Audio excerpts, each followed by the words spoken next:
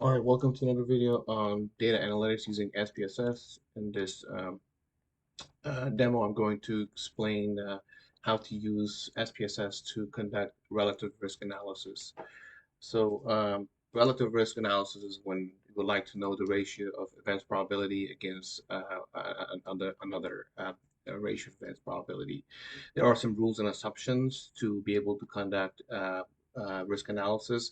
The first rule is that the table that you're using should be a 2 by 2. If it's not 2 by 2, in which case we have here in our example, then make sure that you are assigning you're using the weight case feature to assign a measure to your variables. And other than that, let's jump onto it. So we would like to, this is just a dummy data where let's say we imagine that we have conducted a survey of students when they were in their 10th grade. And so we surveyed 100 students from who were students who were attending the public schools, and then 100 students who were attending private schools. And so in the span of 3 years, after they graduated from the 12th grade and they applied for this school of medical science, we would like to know how much of uh, we would like to know the relative risk or a ratio of probabilities between private schools and public schools. So if students who study it or complete their high school in a public school system, how what was their probability or what were the relative risk of not qualifying in the medical science entrance exam versus those students who attended private schools.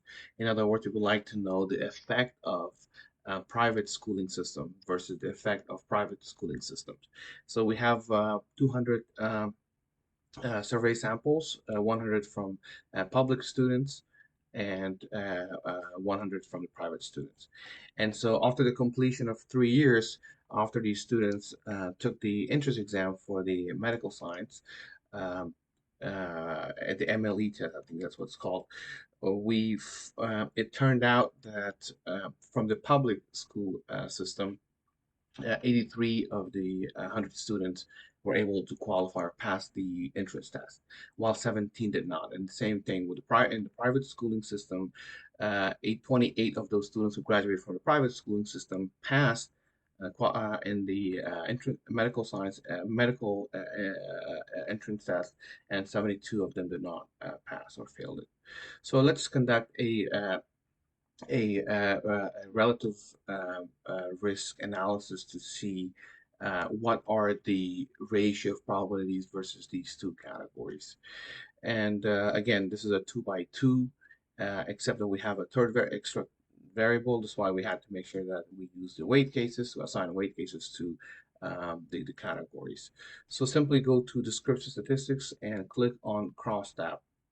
So crosstab does a lot of things. Crosstab allows you to do chi-square tests, allows you to do statistics in terms of expectations and observation of categorical cross tabulations, those kind of stuff.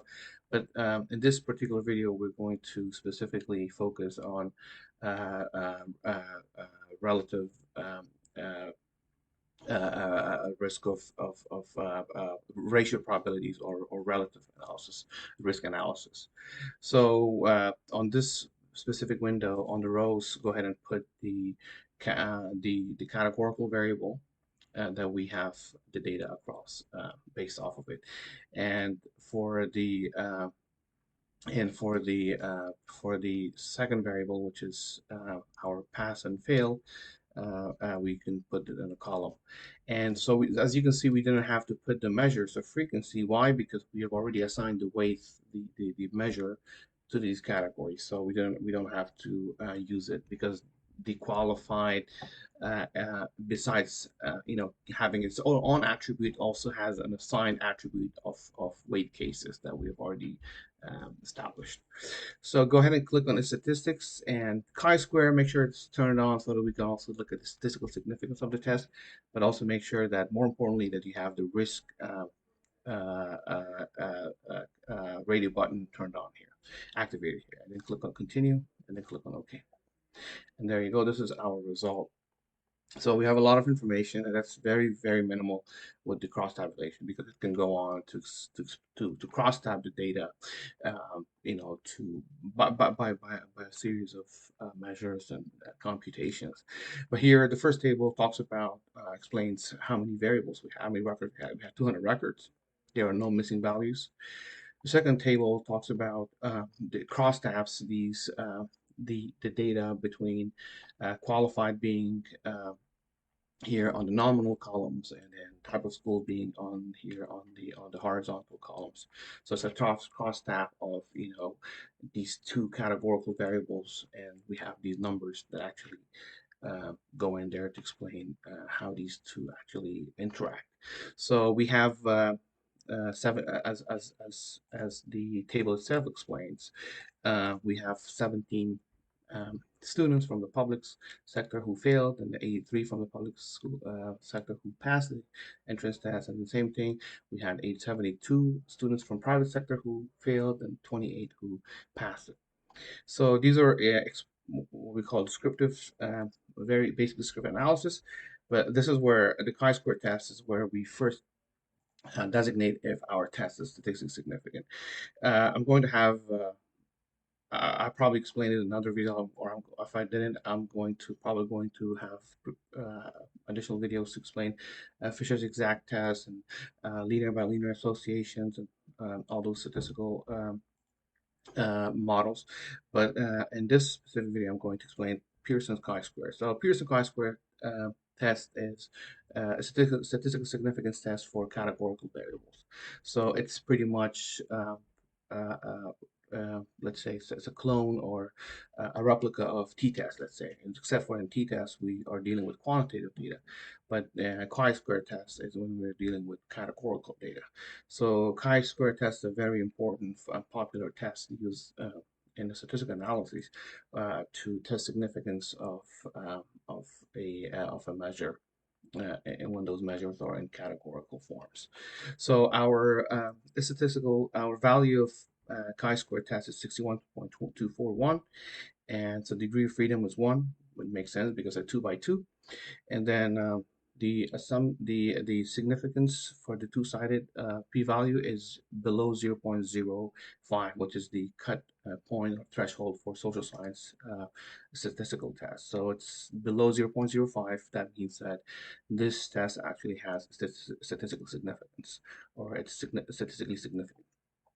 Therefore, once we designate the significance of the tests from a statistical perspective, then we move on to the last table, which is what this video actually talks about. So this is where you get your risk estimate or ratio of probabilities or risk of an event happening versus another event. So here we have two events. We have the probability of event of someone going to private schools and them either failing or passing the test. And then the second event is the probability of someone attending a public school and then as a result either failing or passing that medical test. So uh, we have an odds ratio for private schools versus public schools at 12.555. Um, but then when we break it down by the cohort test, it actually explains it more, and we can actually draw more a relative analysis or a relative a ratio of probability between these two events. So for someone to attend private school, that's the first part here, and then for them to fail the test, the probability of event of someone attending a private school and then as a result failing the medical test is 4.235. So this is a ratio. So that means it's any student that attends and let me just get a notepad here to write down so I can. So someone attending a students attending private school system and failing the medical entrance um, exam is um, 4.235.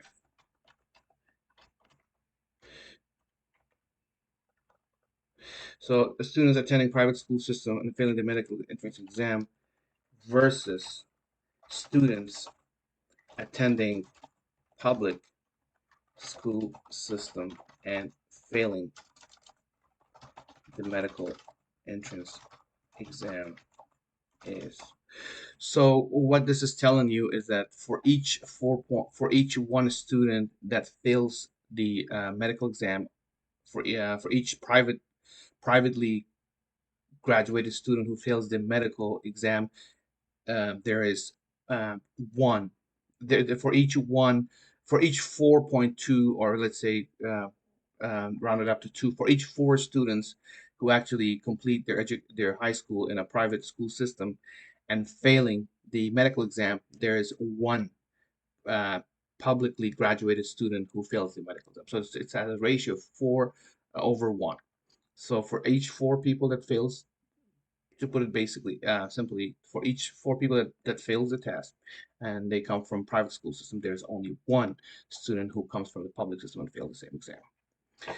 The same thing. So the second one is for the passing. So for each privately graduated student or student attending private school passing uh, the test, their passing ratio is 0.337, and that, versus the one that shows that their ratio of passing is significantly, remarkably lower than students who actually graduate from public school. So we can write something: students attending private school system and passing the medical entrance exam versus students attending public school system and failing the medical and sorry, passing this pass.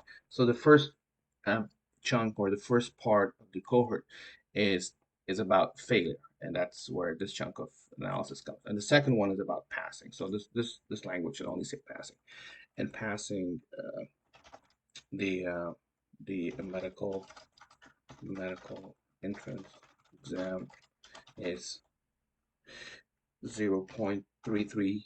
If we round it up, maybe to 4.337, round it is one. So for each for each, and this is distinct. This is human. So for each a quarter of a person that a quarter of a student, one, yeah, it's a quarter. Yes, it's actually less than a quarter, actually, or almost 1.2 third of a quarter, actually.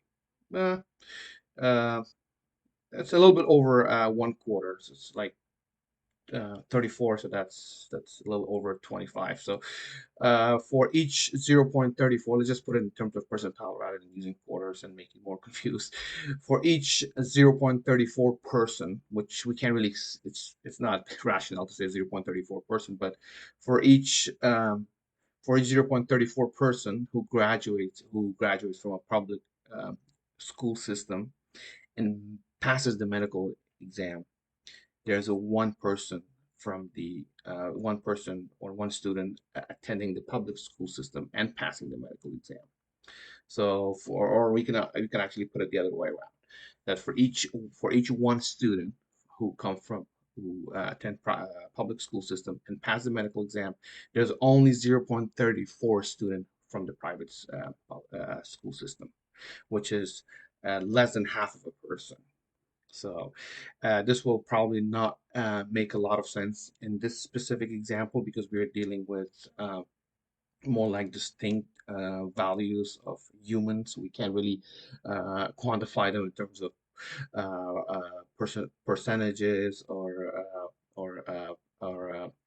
proportions, but as long as you get the idea of what the ratio of probabilities or the risk of events of events happening versus another event is this. Um, and that's it for this video.